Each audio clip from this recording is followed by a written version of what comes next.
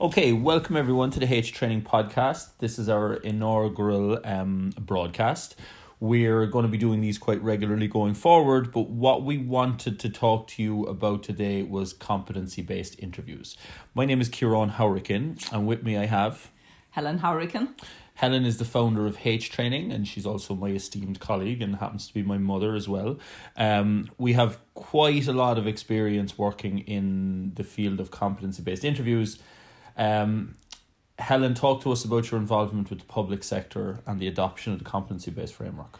Okay, well, I started on the competency-based framework many years ago when the Strategic Management Initiative was being introduced for the civil service. It was the late 1990s. And what it was really doing then was getting people to look in addition to their experience and education, we were looking for other behaviours and skills like how to deliver results and how to lead people, how to bring people with you. And it was a much more comprehensive approach to promotion. Everything in the civil service, of course, we have to understand is leadership. So every role a person is going for it's a higher leader, first line, middle or senior. So all of these skills are important. So knowing and doing as a leader is a very important aspect. Great. And I think it's also important to kind of highlight there as well that it's not just the public sector that's doing competency-based interviews. There's been a huge shift in private industry. That's right, yes. We spent some time talking about formerly Ernst & Young, EY, how just 2 years ago they very boldly announced that they're withdrawing the requirement that you have a degree for your interviews or to go work there. This requirement has been excluded. Now, this is a very big statement. EY are a serious company. They're one of the big four. They're a blue chipper. Them saying that you don't need a degree qualification to come work them says an awful lot.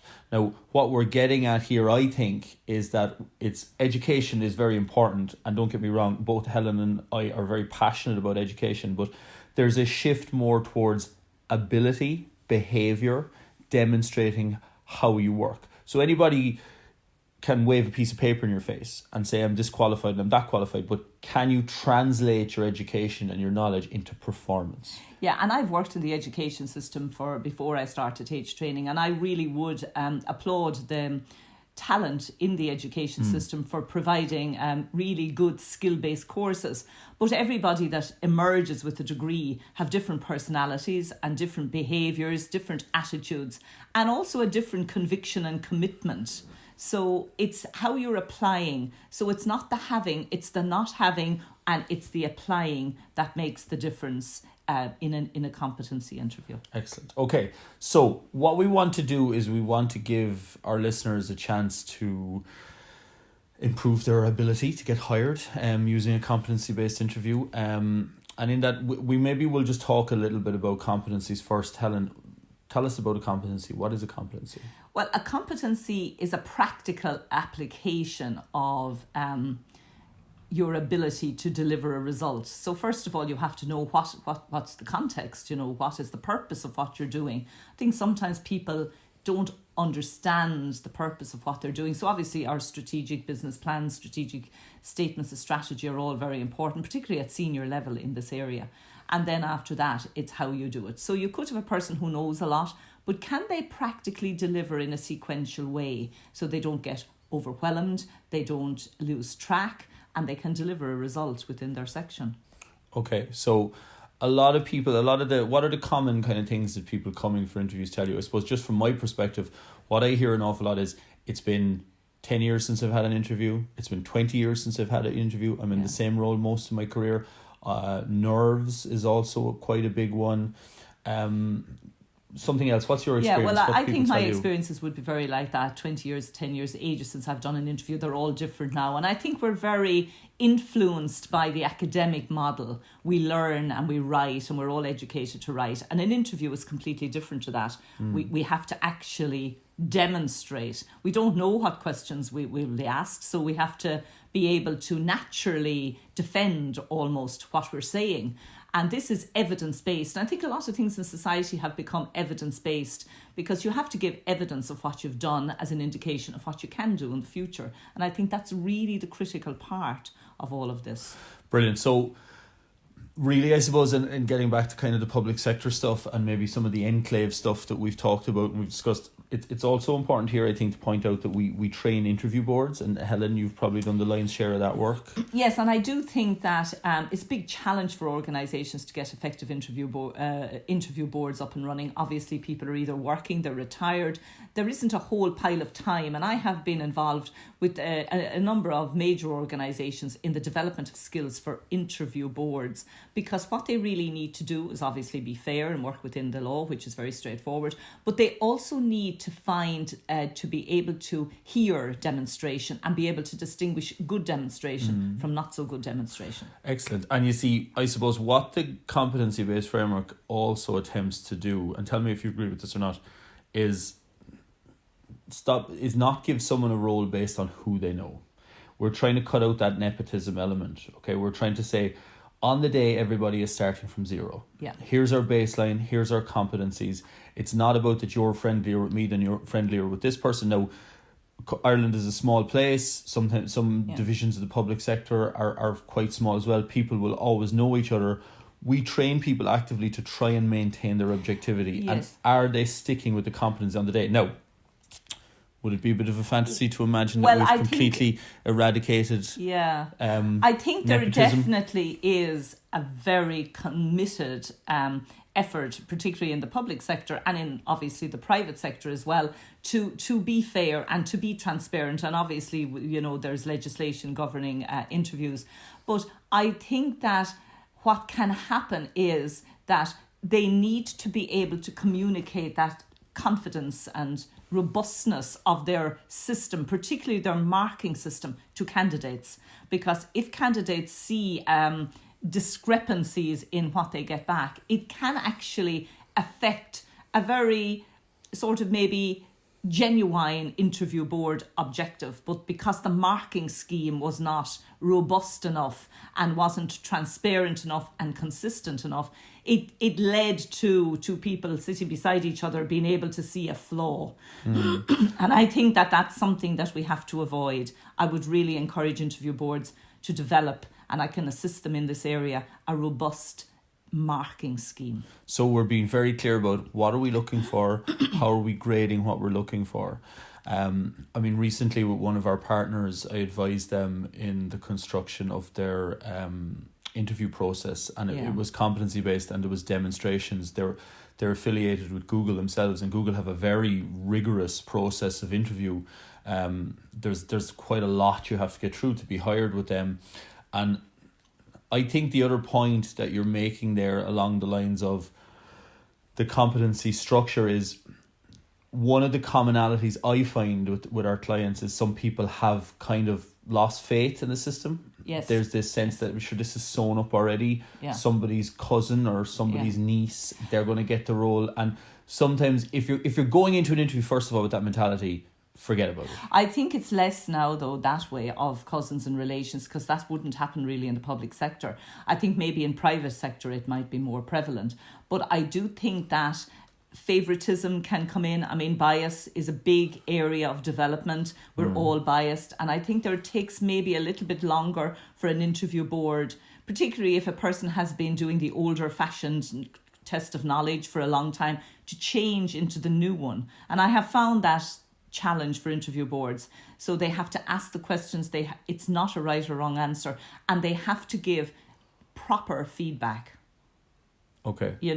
That is robust and fair and is seen as fair. A lot of the time what you get is this kind of benign feedback that people can't really use very much in developing their well, interviews. on that point, I think it's a very good point you're making, Kieran, because I would say it's not the role of the interview board to advise somebody. But if I'm sitting beside you and I get good and I get 86 and you're on the other desk beside me and you get very good and you get 45, we already have an anomaly.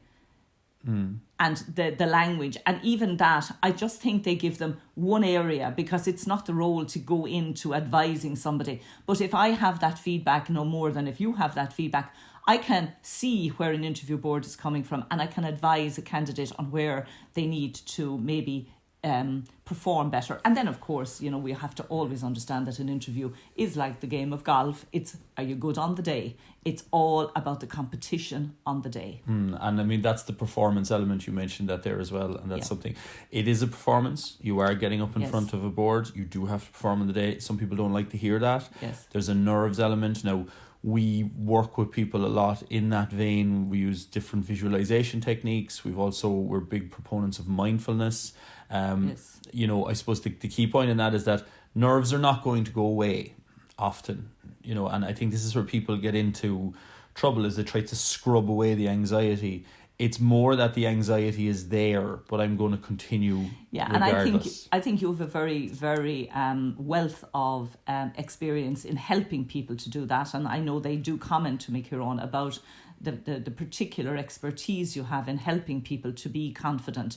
I come at it from maybe a different angle, but I also feel that an awful lot of people pick up a bad message and run with it for all their lives. And sometimes what I try to do is to break that back down into who you're believing and what's the evidence. And we're back again to evidence, it's competency, really.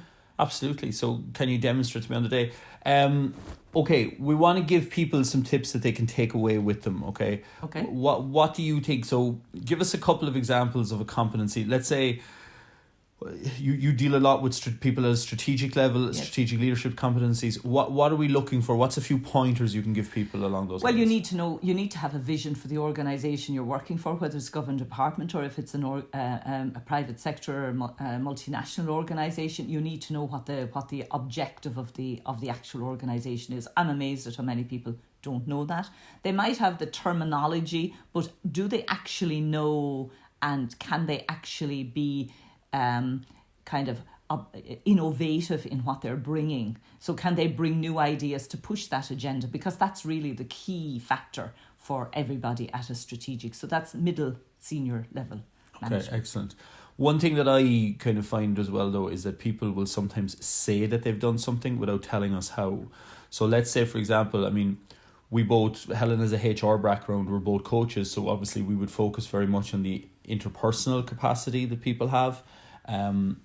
What I find in this sense is that a lot of the times people very technically minded or people very, very competent around detail, they tend to skim over the interpersonal. And what I mean by interpersonal sometimes is these are the sticky emotions, the difficult conversations, irate colleagues or customers, conflict. How do you address that? How do you bring people with you and how do you alleviate it? Some people will say, there was this difficulty, I spoke with them and it was fine. That's not enough. We want to know, okay, you spoke with them, what did you say? Yeah. How did you speak with them? Did you remain undefended? Did you listen to them? Did you allow them speak, acknowledge you heard what they were coming for, and support them to take steps around solutions? Yeah. Building into where you want to go. A lot of people tend to skim over this. I've seen some really highly qualified people. Like, for example, the UN recently has adopted the Competency Based Framework. I've worked with a few candidates going for interview within the UN, and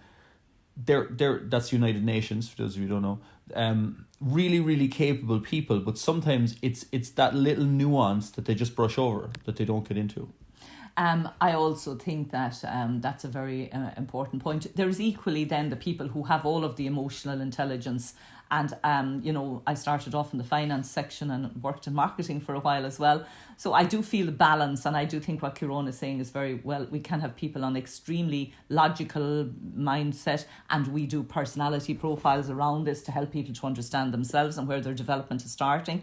And then you have the person who is very emotional, very obliging, very maybe submissive even in a situation. And these are areas that they need, education won't do it all. Now, there are roles where your absolute technical skill could be 60%, but everyone has to work with people. And at the end of the day, there are less and less roles where you can work in isolation of others. So like Ciarán is saying, the interpersonal and how you deal with conflict is a really important area.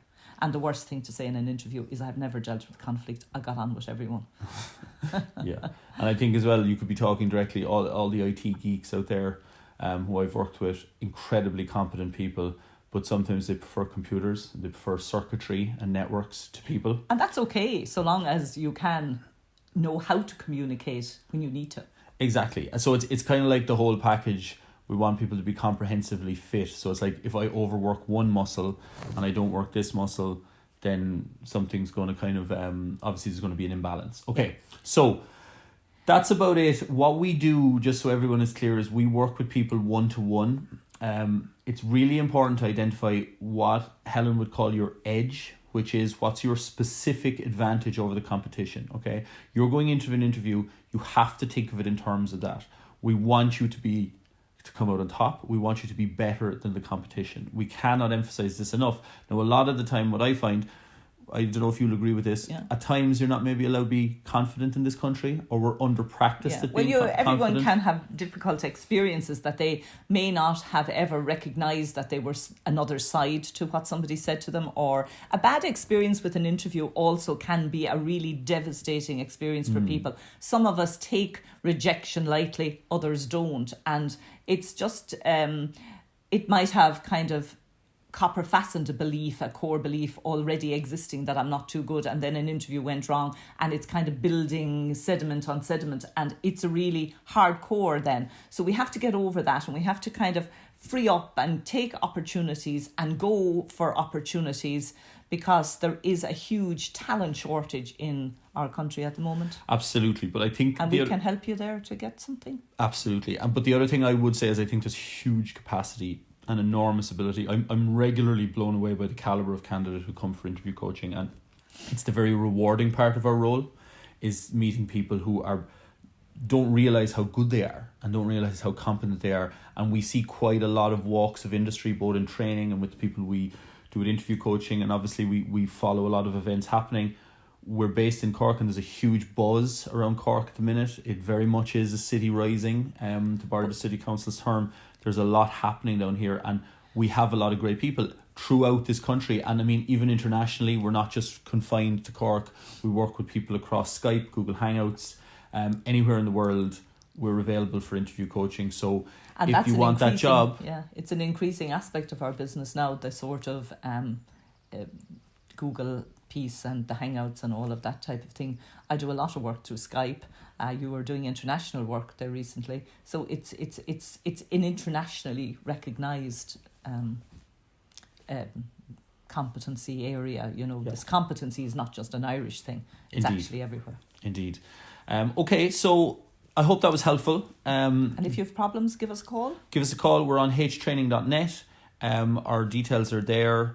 Get in touch, and we can book you in. Sit down with us. We'll tell you, or maybe support you to identify why you should get that role and why you're better. Bolster that confidence, and then hopefully you can hire us to do all the leadership training when you're successful. Exactly. Thank you. Thank you.